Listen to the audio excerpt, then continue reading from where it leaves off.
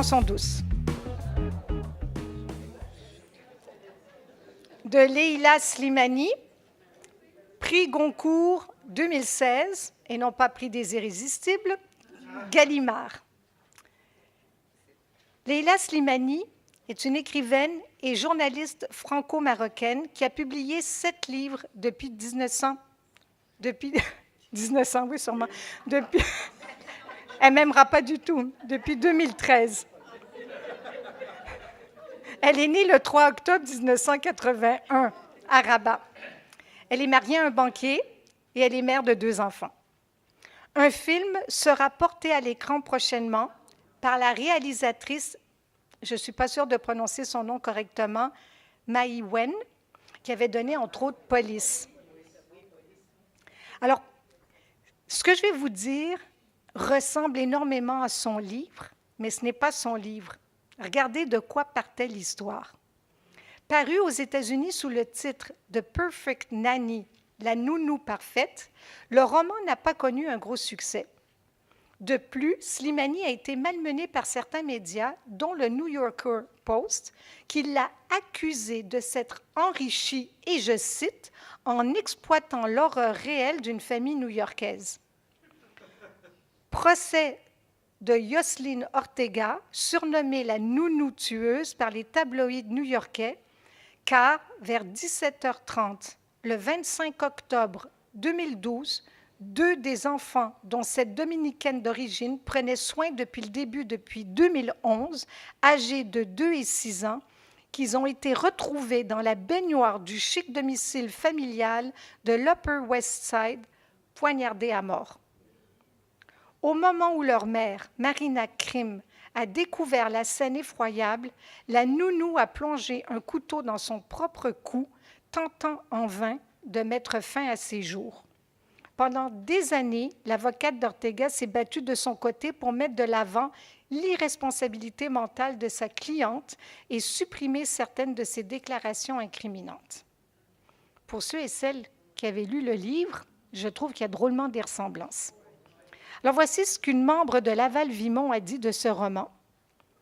Myriam désire retourner travailler. Adam est encore bébé et Mila est en maternelle. Paris, 10e arrondissement.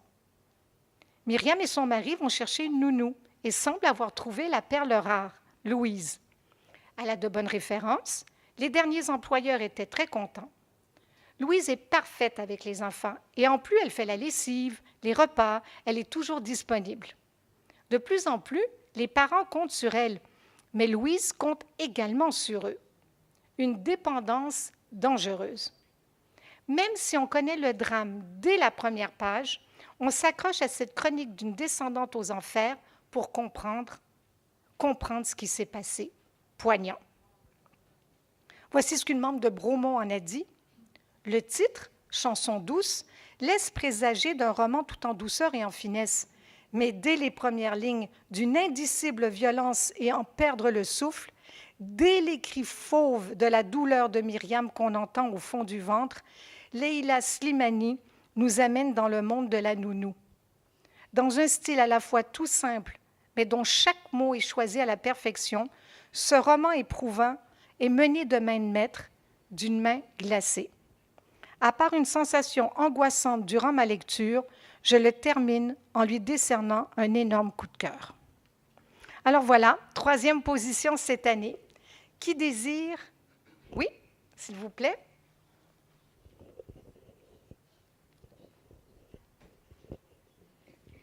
Alors, mon nom, c'est Ginette. Je suis ici à la bibliothèque Robert Bourassa.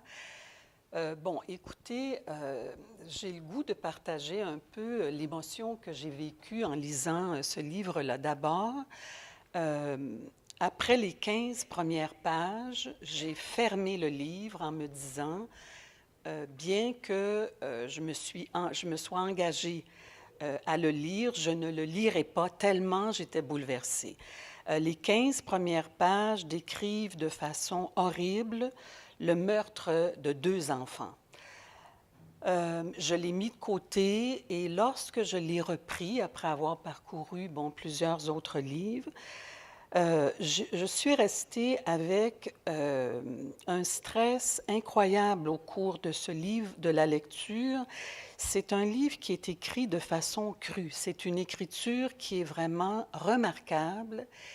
Et de mon point de vue, c'est un livre qui dresse un portrait, je dirais, très juste de la société moderne actuelle, des classes sociales et de la détresse humaine. Parce que la nounou, évidemment, on la déteste pendant une grande partie du livre, mais en même temps, l'auteur nous fait ressentir à quel point cette femme-là est une femme en détresse.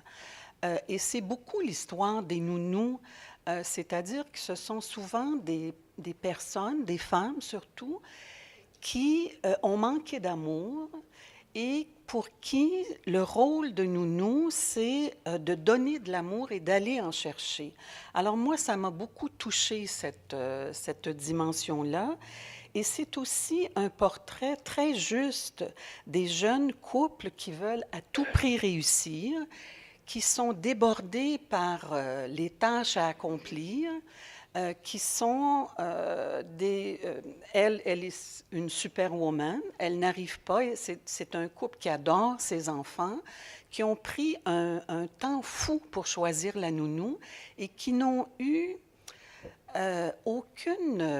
comment dire, aucun doute sur cette personne-là. Mais nous, comme lectrices, lorsqu'on le lit, alors qu'on apprend que les enfants sont morts, évidemment, on cherche des indices.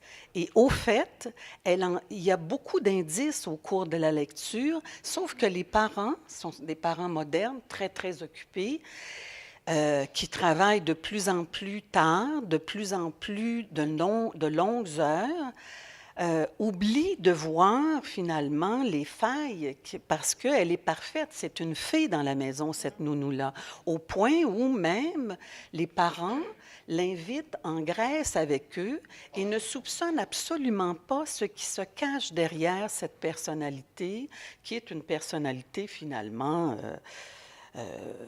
avec une pathologie. Je pense que sans la juger, on peut le dire.